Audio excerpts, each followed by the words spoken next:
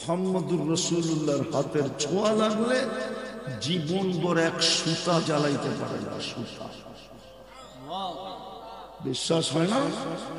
আনাস ইবনে মালিক রাদিয়াল্লাহু তাআলা আনহু দস্তরখানে খাওয়ার পরে হাত মুছছিলেন, উনি জীবন ভর এটাকে আগুন দিয়ে পরিষ্কার করতেন। ময়লা হইলে আগুনে নিক্ষেপ করতেন, আগুনে ময়লা জ্বালায়া ছাই করত, বাহির করে ছাড়া দিতেন, ফকফকে হয়ে যেত। বন্ধুরা জিজ্ঞাসা করতেন এই জাদু কোত্থেকে শিখলে? বলছে জাদু না, মুহাম্মদুর রাসূলুল্লাহর হাতের ছোঁয়া।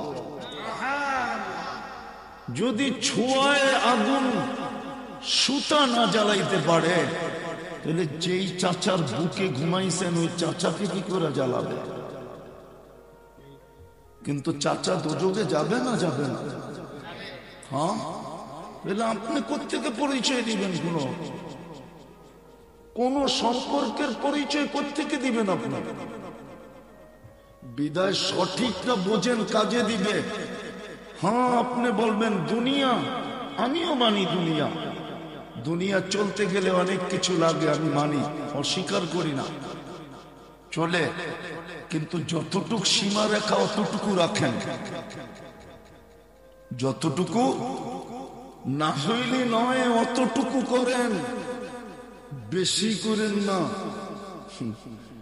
বেশি করতে গেলে উপরওয়ালা পছন্দ করবে না। যতটুক সম্ভব, যতটুক না হইলে নয় অতটুকু দুনিয়ার পরিচয় ব্যবহার করেন। বাপ দেখা, বেশি দেখায় না। তো যেটা বুঝাইতেছিলাম, জীবনটা গড়ে যেতে হবে, জীবনটা গড়ে যেতে হবে। বড় মূল্য দিছেন জীবনের, নাইলে কথা এখান থেকেই বাহির হয়ে গেছে। দুনিয়ায় কোনো দাতা নাই, পাবেন না। আপনাদের এরিয়াটা শোনো, সাভার পুরাটা শিল্প এরিয়া, ঠিক না? আজ পর্যন্ত পাবেন কোন শিল্পপতির কাছে যে একজন প্রতিবন্ধীকে চাকরি দিছে? চ্যালেঞ্জ, চ্যালেঞ্জ নিয়ে আসেন আমার কাছে। কেন? ওনা বড় দান করে, বড় খয়রাত করে, বড় দাতা সাজে, একজন প্রতিবন্ধীকে চাকরি দেখ না, এটা কি দান হবে না? হবে না? কি হুজুররা কি বলে, হবে না? একজন প্রতিবন্ধীকে তো কোনো ফ্যাক্টরিওয়ালা চাকরি দেয় না। একজন প্রতিবন্ধীকে তো আজ পর্যন্ত কোনো ফ্যাক্টরিওয়ালা চাকরি দেয় না। আগে তো ছিল, এটা তো সরকারও উঠায় দিছে। আগে ছিল জজদের মাথার উপরে কোনো পাংখা হইতো না, মোটা কাপড় লটকানো থাকতো, আর অন্ধ দূরের থেকে বসে রশি টানতো, আর ওটা দিয়া বাতাস হতে থাকতো। দেখছেন কিনা জানি না, দেখছেন? হ্যাঁ, উনি দেখে নাই, বয়স কম তো, ওর থেকে দেখবে। এটা পর্যন্ত সরকার ইলেকট্রিক আসার পরে উঠে দিছে।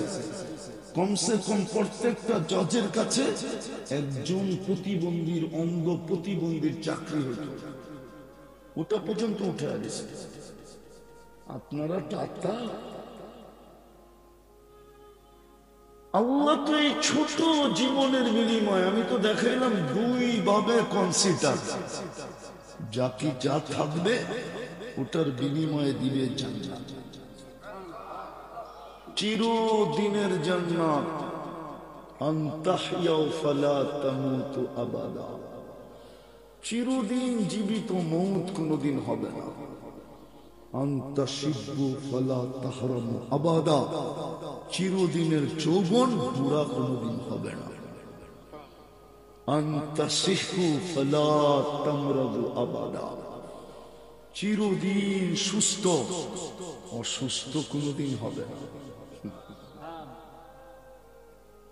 চার বড় বড় নেয়ামতের কথা বলছে, চার বড় বড়, বলো যুবক, কোটি টাকা না, হাজার কোটি না, সারা দুনিয়ার মালিক তোমাকে বানায়া দিল, কিন্তু যৌবন নাই। বলো বলো কি আছে তোমার কাছে? কি? হাজার কোটি টাকার মালিক আছে, কিন্তু হায়াত নাই। কি আছে বলো? হ্যাঁ, হাজার কোটি টাকার মালিক কিন্তু সুস্থতা নাই। বলো কি আছে তোমার কাছে? হ্যাঁ হ্যাঁ, সব কিছু আছে, কিন্তু তিনটা আছে, কিন্তু কোনো নেয়ামত নাই। বড় নেয়ামত তো এটাই নাই। তাইলো কিছু ওই তিনটা চারটা চিরদিনের জন্য দিবে। দুইবারে কনসিডার, ছোট একটা জীবনের দিন, ছোট দুইবারে কনসিডার। 15, আরো 15 ধরালেন ঘুমানের ভিতরে 60 বছর। 15 না হইলেও তো 4 ভাগের 1 ভাগ তো ঘুমাই।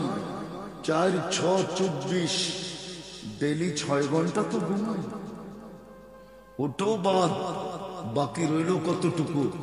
এটার বিনিময় চিরদিনের জান্নাত। আইসা পড়ছি আসল জায়গায়। ওই দেওয়ার জন্যই দিছিলেন কয়েকটা নেয়ামত, দিছিলেন দিবে বইলা বিদায়ী প্রমাণ দিছিলেন যে তোমাকে ওই জান্নাত দিতে চাই। যুবকরা তো ভাবে 14 তারিখ দুনিয়ায় আছে, ঠিক না? কি 14 তারিখ কোথায় আছে? দুনিয়ায় আছে, ঠিক না? জান্নাতে বুঝি নাই, ঠিক না? 14 তারিখ দুনিয়ায় বৎসরে কয়বার আসে? হ্যাঁ, আর জান্নাতে ডেলি আসবে 100 বার। তো 365 দিনে কতবার আসবে? 36,500 বার। 1 বৎসরে কতবার আসবে? 36,000 ও 365 তো 300। 2 সংখ্যা উপরে নিয়ে যাও, তাহলে কত হয়? আমারটাই ঠিক আছে। 36,500 বার প্রতি বৎসরে জান্নাতে আসবে 14 তারিখ। মনে হয় বোঝে না। হয়ে গেছে তো 2 তারিখ আজকে, খালি 14 তারিখের অপেক্ষা করতেছে কবে আসবে। যদিও চেহারা বলে বারবার শেখ খায়,